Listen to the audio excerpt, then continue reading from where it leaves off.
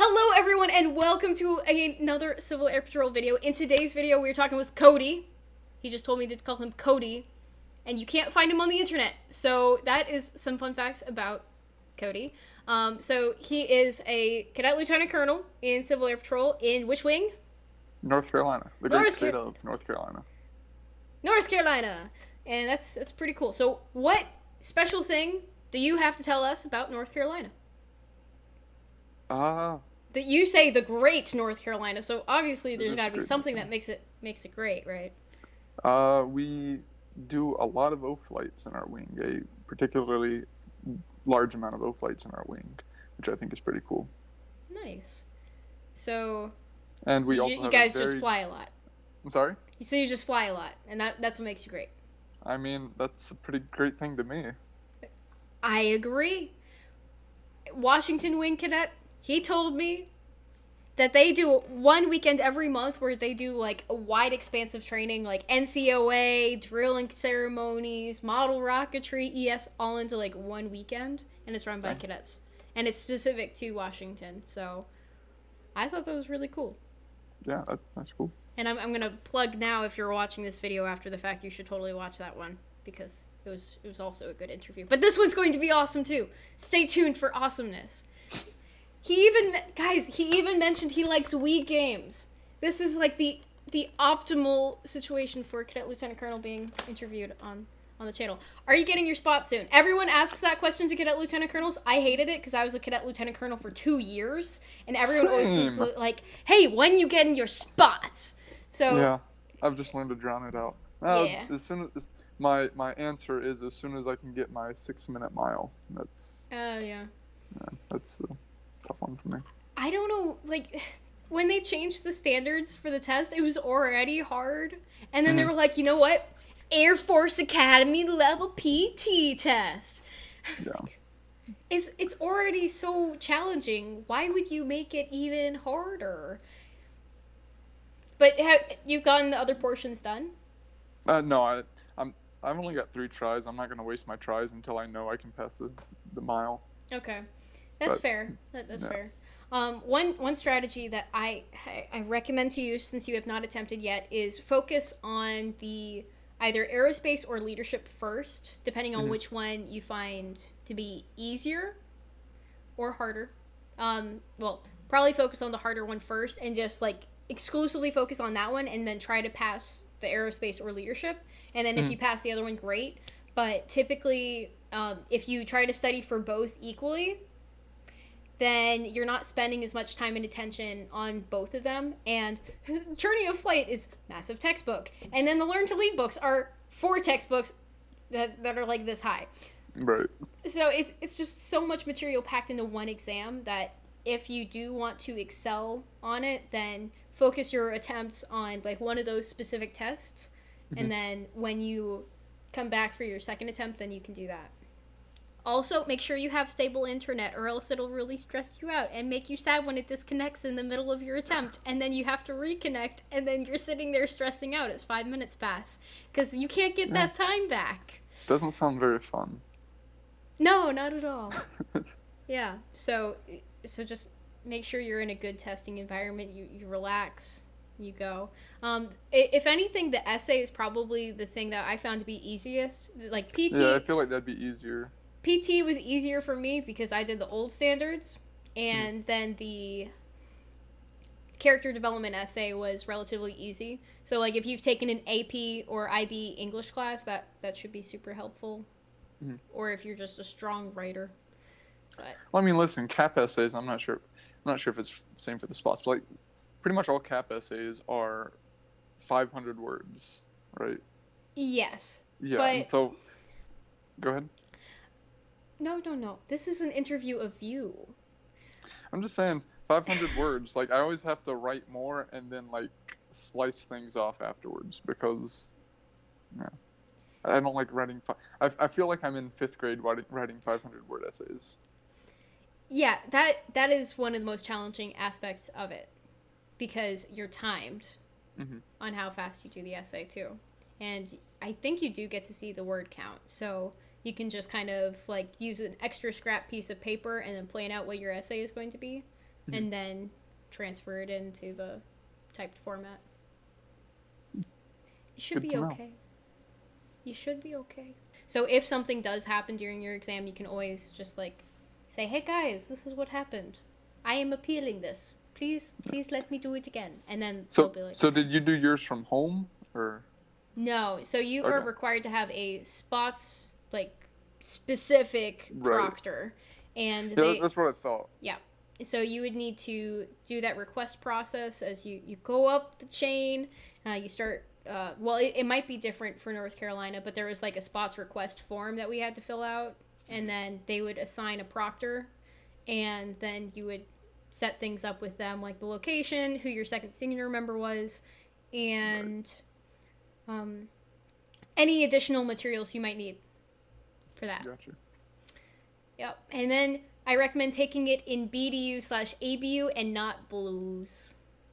I would hate to take a test in blues. Because it's so uncomfortable. So, yeah, you're ready now. Yeah, it was awful in the moment, but having finished it, it is pretty rewarding. It's like you have completed a lot with your cadet career, and we're definitely going to go into that. And so, as a cadet lieutenant colonel, you have reached the epitome of Civil Air Patrol, and getting Spaatz is just like the tiny cherry on top. At least that's how I see it. I want the wallet card. Not really. But don't let the 3 attempts stress you out. Oh, don't let it get I'm to sorry, you. That already stresses me out. I'm sorry, too late. I mean, I was stressed out, but now since I've finished it, I can tell you not to stress out. Okay. Well, let's talk about what you've done with CAP, right? So you've gone to several NCSAs. Yes. What NCSAs have you gone to? I've gone to, let's see, National Blue Beret, obviously we talked about that, National Flight Academy, and Cadet Officer School, which was A+, 12 out of 10. A+. So you've done some fantastic things on the national level. At your unit, what kind of positions have you served in? Everything. All of them? Like, just all of them. So if I look at the cadet staff handbook and I ask you, have you done this? You would say yes. Yes. Yeah, pretty much everything. Public affairs officer? Logistics? Yep. Mm-hmm. Communications? Yep. Emergency services? Yes. Currently I am. That's currently what I'm doing. But, yeah, I started as my first staff position, I think I was a cadet senior airman. I was, AEROSPACE, Cadet AEROSPACE Airman.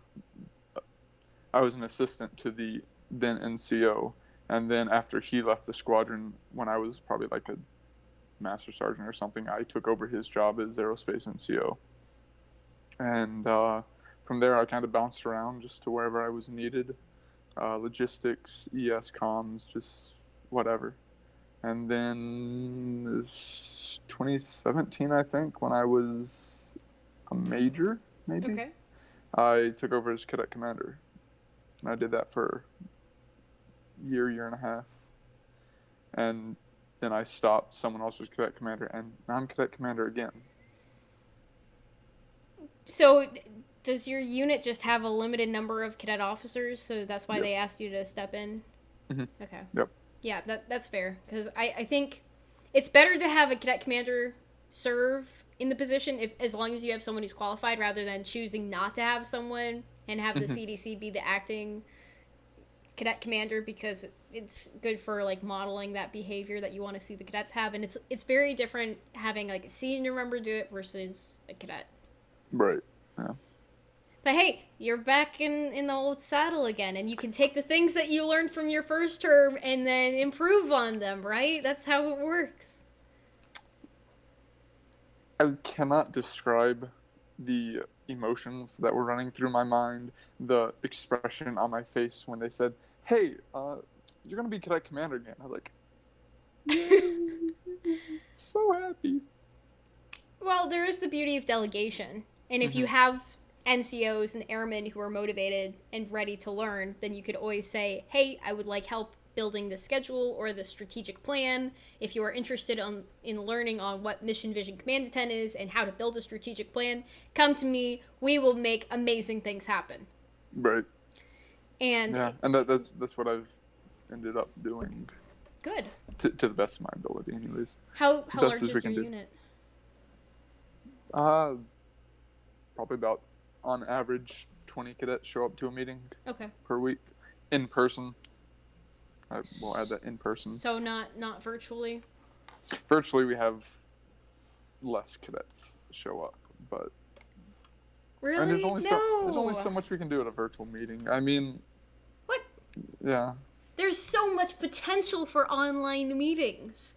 You could do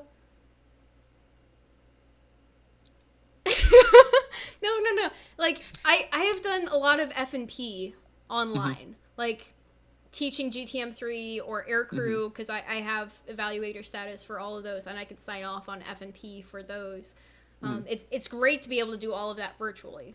And people could take first aid on their own, or they could do their ICUT test or GES during the meeting when you're there, and say, okay guys, you're going to go take your test, and when you're done, you come right back, and then we'll discuss the test that you just took.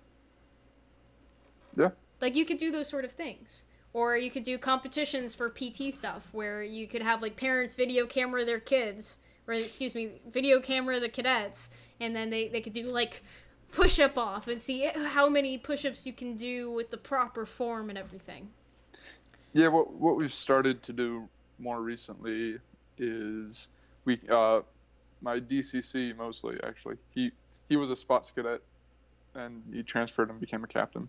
But we came up with this basic cadet training course, which we do over the course of, the meetings. And it has all the generalized information, everything. We have, like, checklists of what we want each cadet to have by, like, knowledge-wise by a certain rank. And we're putting them through that. We're all going through that. And then we are, once we get back to the in-person meetings, we should hopefully have a nice solid foundation built, because a lot of our cadets were newer when we started getting into this virtual COVID stuff anyways. So we've missed out on a lot of time that we could have had training them, which kind of sucks. But can you do any in-person stuff now? Like, can you go through a process to do some kind of, like, in-person promotion ceremony, PT testing, or drill practice? So currently in North Carolina, what we have is we can do an in-person meeting with up to 10 people, including the 2 senior members you need. So 8 cadets, 2 senior members maximum, with the, like, 6080s and 6081s signed and whatever.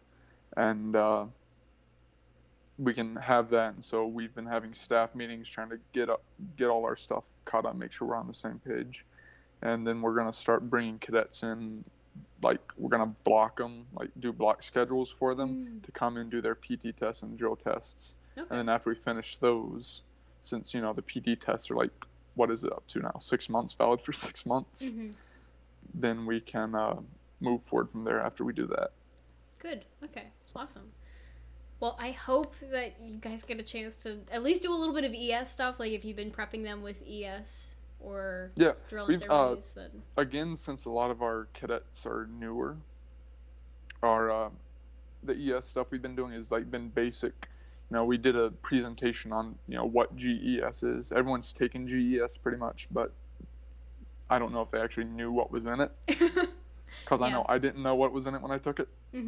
So, yeah, just basic stuff. And, I've done a few presentations saying, hey, this is stuff you can do in ES. Does this interest you? ? Yeah, okay. So cool. Well, you guys can do it. Even if you have a lot of new members, I'm sure they're super excited to just jump into things when things aren't as virtual as they currently are. I know for my unit, we are allowed to have up to 50 people at meetings. Dang. We haven't had anything nearly at that number, though. Like, we've done some PT testing and drill. We had one ES activity, like exercise, where I went out into the forest, I put the Elper there, and I hit it with some bark, and then I ran back. And since I'm a senior member, I can do that without needing a buddy, even though it's good to have wingman. Wingman system is important. But yeah, so we've done a few activities like that, and we'll have our first in-person promotion ceremony this upcoming Thursday. So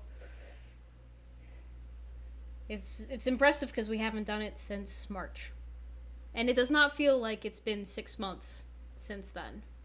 But Honestly, thinking back, like I don't know if it feels like it's been longer or shorter than that, because I was very relieved. Like honestly, when we went to the virtual stuff, it's like, oh good, I won't have to drive, to the squadron every week for a while. It was a nice, relaxing. I can finally sit on my couch Thursday evenings. yeah. But also I look back, it's like it's been forever since I like put on a set of BDUs. No. Well, BDUs are being phased out anyway. I know, which is why I want to wear them while I can. Yeah, when they made us take off the American flag patch, I was like, no, I want to keep it. Please don't take it away. You just heard people like, I'm never taking off my American flag. And you see him now, it's like, where's your flag? Yeah. But if you wear a flight suit, you can wear the flag. So That's why I wear a flight suit. That's why you wear a flight suit. Yeah. I wear my flight suit with aircrew, but I still need to get the senior member tape for it, and it has your grade on it. And I'm like, I don't want to put captain on my uniform. And then you have to, I think you also, because if I get promoted to major, then I need to buy a whole new name tag. Well, so then it's like every time if you got promoted, then you by the time you're a full colonel wing commander, you'll have a nice stack of flight suit badges. You put it in a shadow box or something. No, shadow boxes are silly. No. Do you have a shadow box of your old insignia? I do not. Or your ribbons? All of my insignia. Do you wear an extended, like the normal extended rack, or the condensed rack? I wear a short stack. Okay. On my Class A's. On Class B's, I don't wear ribbons. Good. Continue.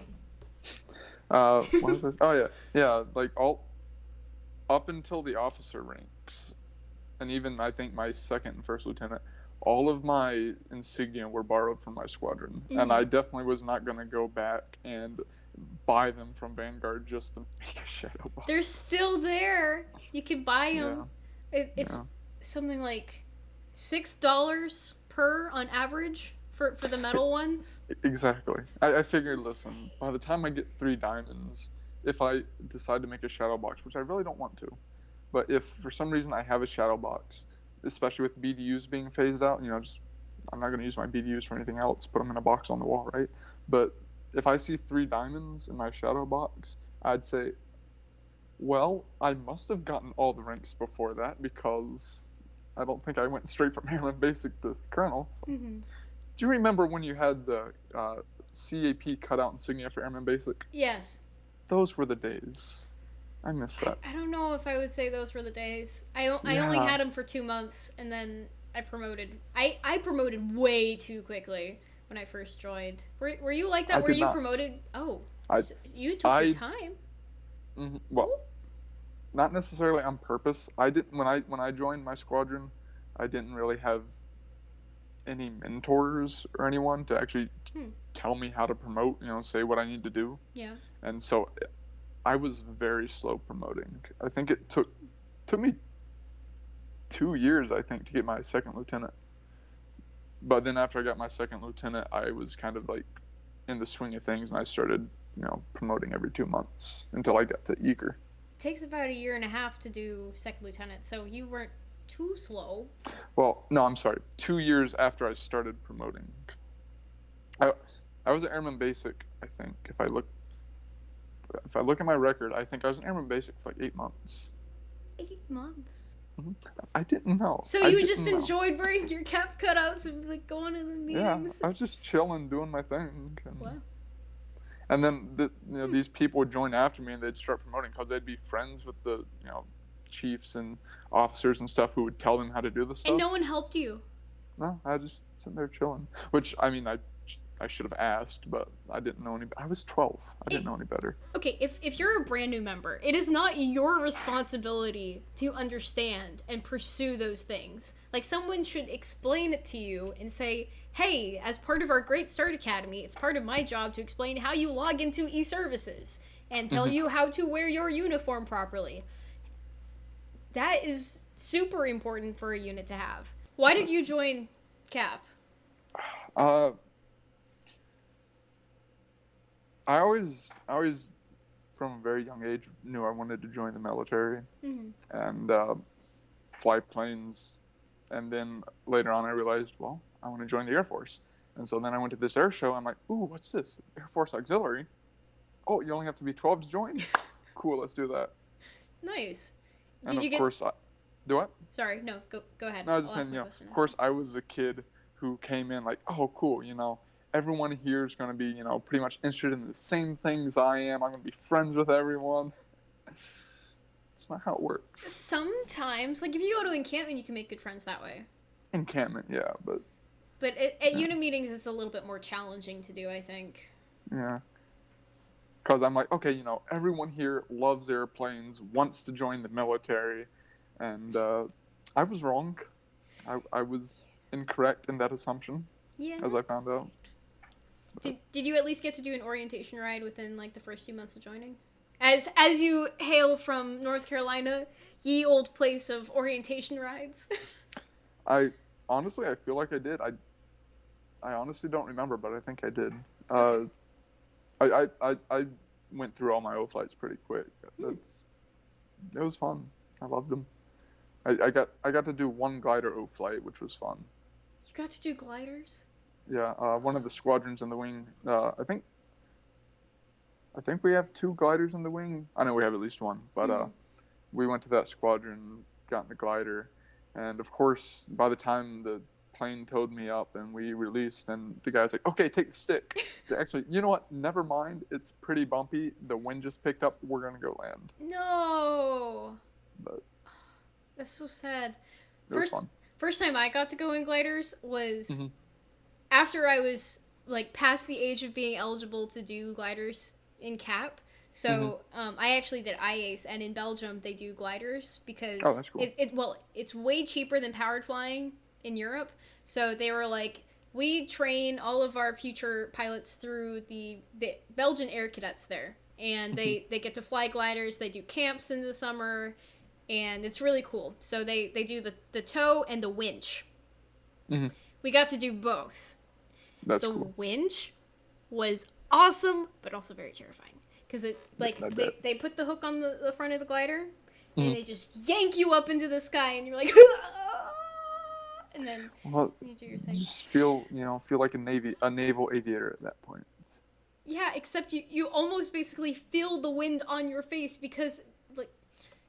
That's real flying. That's real flying when you feel the wind on your face. Second flight I ever took was in a biplane. Oh. Great stuff.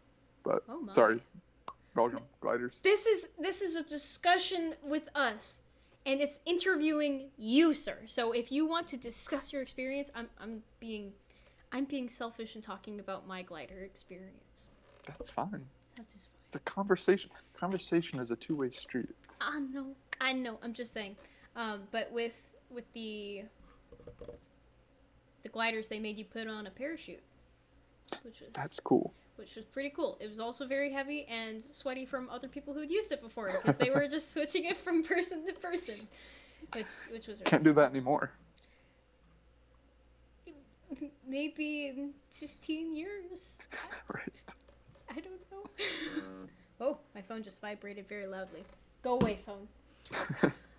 So, do you have any additional questions for me? No. No? Cool. No. Okay, so... How long have you been in CAP? I joined CAP September 2010. So, as of recording this video, I have been in for 10 years. Nice. It's a good chunk of change. A good chunk of change. Yeah, I joined on my 12th birthday. Nice. So, I handed in my paperwork, and I was like, yes! And then it took, 8 days to process. So, technically, yeah, I have now been in for 10 years. Nice. I look like I've been in for, 3, but it's been 10. When did you join? my membership card says June, but actually May of 2012. And in good 8 years. Okay. Almost half my life. God help me. And then it'll be more than that if you become a senior member. When I become a senior member. Okay. Some people are like, once I graduate high school and once I'm no longer active with the cadet program, I'm out. So I'm glad you're going to do it. I've put in too much time and effort to just drop it. Like, honestly. Same.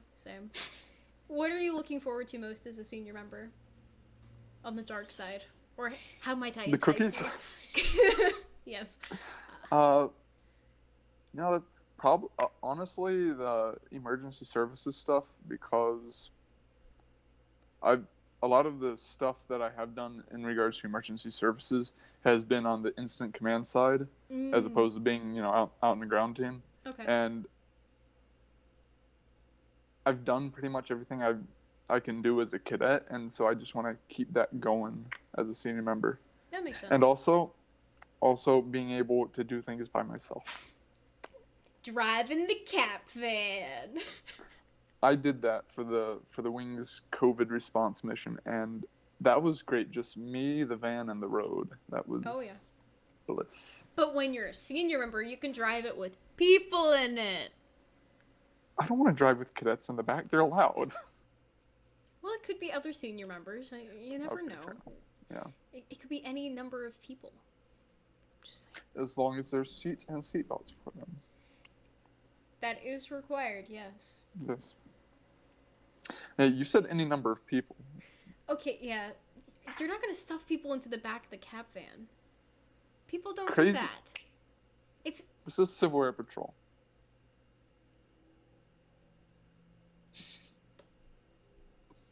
I'm not saying that's ever happened. I'm just saying crazy stuff happens. It shouldn't happen. And as far as I know, it does not happen. It does not happen. Crazy things Safety! Happen. Crazy things happen. Safety first. Safety first. Is safety first? Safety first. Is safety first in accordance to CAP? Safety is always first. There was like a running joke of safety third at some point that I remember people telling I've me heard that, but I don't remember much about it. I don't remember where that came from or why people would say that. I always say safety is our number one concern, because whenever I would go to like the water park over the summers when I was younger with my family, all the rides would be like, safety is our number one concern when you are at our attraction, and then just like go off on the script. Right. Which is completely unrelated to CAP stuff. But water parks, yay. Water parks are cool. And they're very unsanitary. I wasn't going to mention that, but yes. Yeah, I don't do that anymore, especially nowadays. So tell me about this. So you did you get it for this upcoming year, and then you haven't been able to use it? So you get to use it soon? So I went to National Flight Academy in 2019, and I soloed on July 4th, which is pretty cool. Oh, that's so cool. July 4th, 2019. Yeah. What were you doing? You might have been in a boat on a lake or something. I was flying by myself for the first time. Anyways. All right. Yeah. Oh no! When I was flying, there was this lake by the airport, and I looked, and they had all these boats. I'm like, losers. The amateurs on their boats, yes. Yes.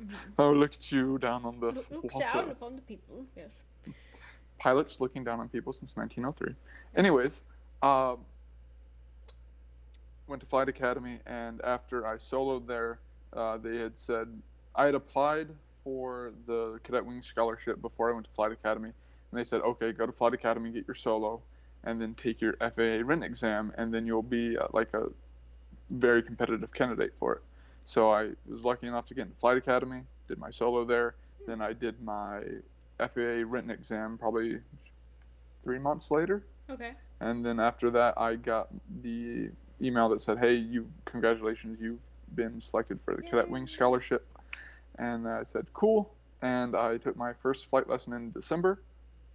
And after that, the weather was bad, stuff happened, and then I didn't fly for like 2 months after that. Then I finally got flying again, and then COVID hit. And I just got back to flying last month. So you're not doing residential. You're doing it with like a local flight school that has partnered up with CAP, right? Yeah, basically. Okay. I was going to do it through my squadron, but we only have 2 CFIs, and both of them have really tight schedules because they still have day jobs. So. That makes sense. Well, congratulations on getting the wing scholarship. That's awesome. I got a few flight scholarships, but it wasn't a full ride or anything like that. Like, I had to coordinate flight instructor and flight school stuff all on my own, and it was a bit of a mess trying to bounce between volunteers who were available and plane availability. So Yeah, I still had to coordinate with my flight school too. It's just there was a lot of paperwork still involved for me. The flight school wasn't partnered with CAP until I came in and said, "Hey, I've got this scholarship and I want to fly with you." and they're like, "Yeah, we will take that money." Yes, Exactly. thank you. Yeah. So that was all the questions I had, but I have one last one that I ask everyone. And Cool. that is, if you have any words of wisdom that you would like to bestow upon our viewership, what might that word or the words of wisdom be?